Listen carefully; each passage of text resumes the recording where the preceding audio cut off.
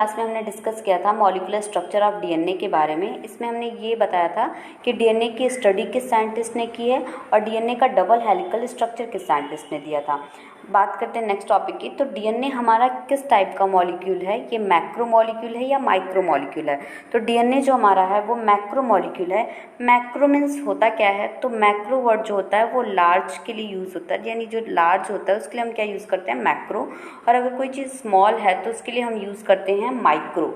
ठीक है, यानी यहाँ पे हम माइक्रो और मैक्रो में डिफरेंस समझ सकते हैं कि माइक्रो में मीन्स क्या होता है स्मॉल एंड मैक्रो मीन्स क्या होता है लार्ज। और डीएनए जो हमारा है वो किस टाइप का मॉलिक्यूल है, तो डीएनए हमारा मैक्रो मॉलिक्यूल है। यहाँ पे हम देख सकते हैं कि a single DNA molecule is very large and hence it is described as a macromolecule. यानी जो हमारा डीएनए मॉलिक्यूल है ये बहुत ही लार्ज है, इसी वजह से हम इसे क्या कहते हैं, मैक्रो मॉलिक्यूल कहते हैं। Each single DNA strand is composed of repeating nucleotides, यानी प्रत्येक डीएनए का स्ट्रैंड जो है वो किस चीज़ से मिलके बना है, तो वो न्यूक्लियोटाइड्स से मिलके बना है। और ये न्यूक्लियोटाइड्स क्या होते हैं, तो न्यूक्लियोटाइड्स हमारा 3 कंपोनेंट से मिलके बना होता है। फर्स्ट हमारा है फॉस्फेट, सेकेंड है शुगर एंड थर्ड हमारा कंपोनेंट है नाइट्रोजनस बेस। यानी जो डीएनए का स्ट्रैंड है, प्रत्येक स्ट्रैंड है वो किस चीज़ से मिलके बना है, तो आंसर क्या हो जाएगा कि ये 3 कंपोनेंट से मिलके बना है। फर्स्ट हमारा फॉस्फेट, सेकंड शुगर और थर्ड क्या है, नाइट्रोजनस बेस। शुगर ये कैसी होनी चाहिए, पेंटोज शुगर होनी चाहिए, यानी ये 5 कार्बन की रिंग, यानी 1 2 3 4 5, ये शुगर जो होती है वो कैसी होती है, वो पेंटोज शुगर होती है। नाइट्रोजनस बेस ये कितने टाइप्स के होते हैं, तो ये 4 टाइप्स के होते हैं। कौन कौन से होते हैं, तो नाइट्रोजनस बेस हमारे होते हैं adenine, guanine, cytosine and thymine, ये हमारे नाइट्रोजनस बेस होते हैं। तो हमने ये बता दिया कि जो डीएनए का स्ट्रैंड है वो किस चीज़ से मिलके बना है, तो इसकी प्रत्येक जो स्ट्रैंड है वो न्यूक्लियोटाइड से मिलके बना है। और न्यूक्लियोटाइड किन 3 कंपोनेंट से मिलके बने हैं, तो फर्स्ट हो गया फॉस्फेट, सेकंड हमारा शुगर एंड थर्ड क्या हो गया, नाइट्रोजनस बेस। नाइट्रोजनस बेस कितने टाइप्स के होते हैं, तो ये 4 टाइप के होते हैं। फर्स्ट क्या है, adenine, guanine, cytosine and thymine. अब हम बात करें कि इसमें कौन सा बॉन्ड होता है या ये किस बॉन्ड से अटैच होते हैं, तो इस चीज़ को अगर हम चाहें तो इस तरीके से लर्न कर सकते हैं कि आटा 2 बार, ठीक है। अब इसका मीनिंग क्या है, ये एक निमोनिक है आपके लिए। आटा 2 बार मीन्स क्या हो गया, यहाँ पे मीन्स क्या होगा, ए से आप याद कर सकते हैं एडेनिन, ट से याद कर सकते हैं थाइमिन। यानी जो एडेनिन है हमारा वो किसके साथ अटैच रहता है, वो थाइमिन के साथ अटैच रहता है।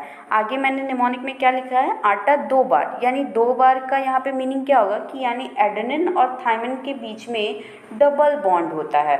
और हम डबल बॉन्ड नहीं, डबल हाइड्रोजन बॉन्ड होता है, इस तरीके से कह सकते हैं कि एडेनिन और थाइमिन के बीच में किस टाइप का बॉन्ड होता है, तो ये डबल बॉन्ड होता है। जबकि गुआनिन और साइटोसिन के बीच में कैसा बॉन्ड होता है, तो गुआनिन और साइटोसिन के बीच में ट्रिपल बॉन्ड होता है। अब ये चीज़ अगर हम भूल जा रहे हैं कि किस में डबल बॉन्ड था, किस में ट्रिपल बॉन्ड था, तो इसके लिए मैंने एक निमोनिक आपको बता दी, आटा 2 बार। बस इस चीज़ को याद रखिए, आटा 2 बार। यहाँ पे मीन्स क्या है, से क्या हो जाएगा एडेनिन, ट से क्या हो जाएगा थाइमिन, और 2 बार मीन्स क्या हो गया, डबल बॉन्ड।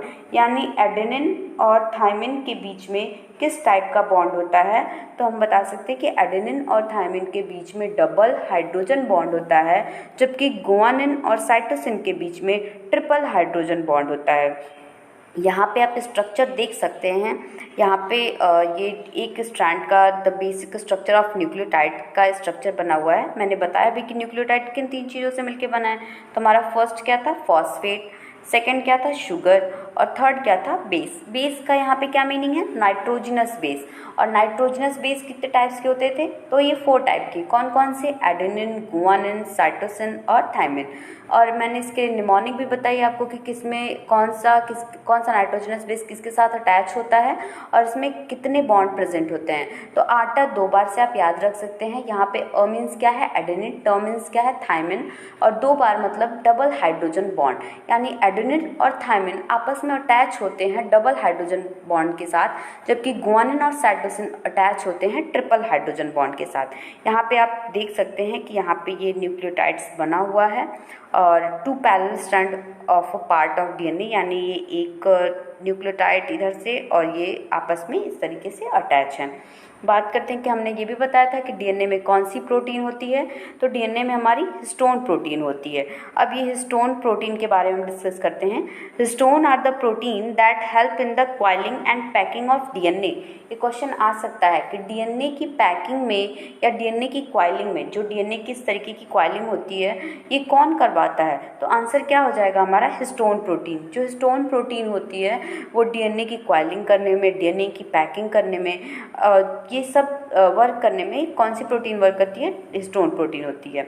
ठीक है, histone are the protein that help in the coiling and packing of DNA into the structural units called nucleosome.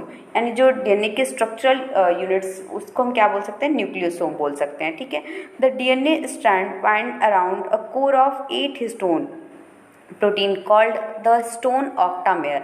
ये क्वेश्चन आ चुका है कि हिस्टोन ऑक्टामेयर क्या होता है। यानी जो हिस्टोन प्रोटीन होती है, डीएनए को चारों तरफ से घेरी रहती है, वो कितने मॉलिक्यूल्स होते हैं, उसके कितने होते हैं? तो ये आंसर क्या हो जाएगा?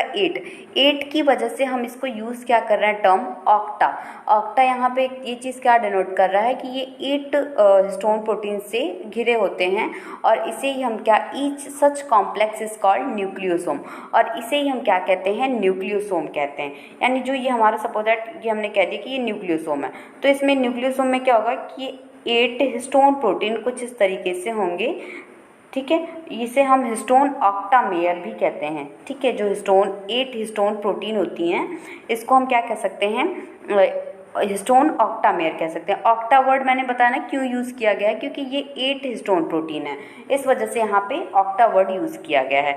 ठीक है, an individual nucleosome can be imagine like a football around which a long rope is wound with 1 और 2 लूप्स। ये मैंने बताया भी यहाँ पे क्या, ये एक फुटबॉल की तरह स्ट्रक्चर बना लेते हैं जो न्यूक्लियोसोम होते हैं, और ये क्या होते हैं कि ये 8 हिस्टोन प्रोटीन होते हैं। 8 हिस्टोन प्रोटीन की वजह से हम इसे क्या कहते हैं?